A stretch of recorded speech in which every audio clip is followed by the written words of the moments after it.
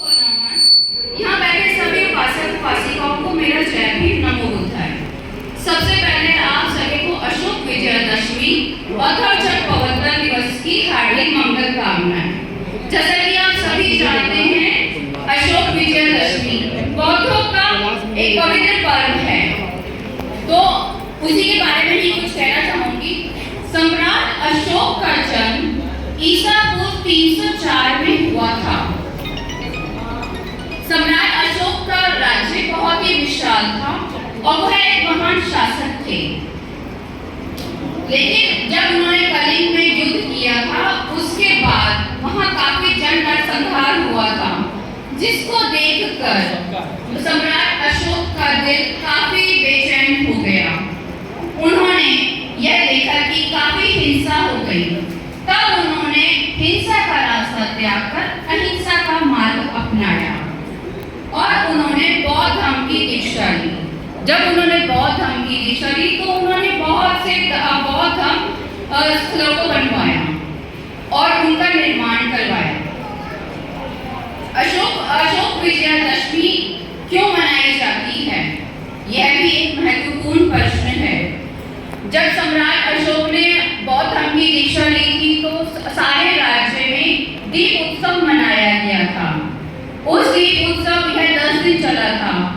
उसे धम्म दिवस भी कहा जाता है और उसी दिन से अशोक विजयदशमी भी मनाई जाने लगी। लेकिन यह सब भूल चुके थे।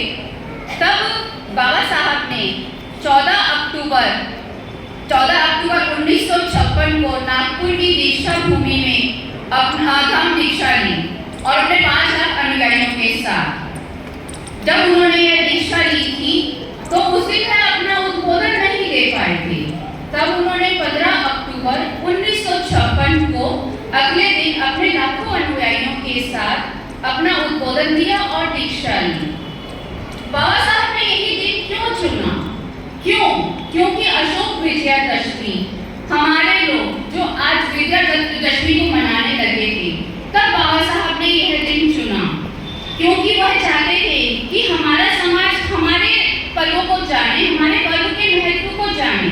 जो लोग भूल चुके थे, जैसे ब्राह्मणवादी समाज, जिन्होंने अशोक विजयदशमी को विजयदशमी बना दिया था, तो बाबा साहब ने इसीलिए यह दिन चुना ताकि आप हमारे समाज, हमारे धर्म को जाने, हमारे पर्व को जाने। आज यह त्योहार नागपुर की दीक्षा भूमि पे बहुत बड़े पैमाने में बनाया जाते हैं, जहाँ पे लाखों का हुजूम इकट्ठा होता है। यहाँ आरएसएस वाले पहले अपनी शस्त्र पूजा करते थे, लेकिन जब यहाँ हमारे समाज का लाखों का हुजूम उमड़ता है तो उनका यह त्योहार एक छोटे से कमरे में ही सिमट के रह गया। और नागपुर की दीक्षा भूमि में लाखों लोग बाबा साहब का ये धम्मचक्र मनाने आते हैं और अशोक विजयदशमी का त्योहार भी बनाते हैं। तो बाबा साहब ने अपनी दूरदृष्टि से देखा था कि मेरा समाज जो अपने पर्वों को छोड़ के हिंदुओं के पर्व में लगा हुआ है, तो उनको अपने पर्व में लाने के लिए उन्होंने यह दिन चुना।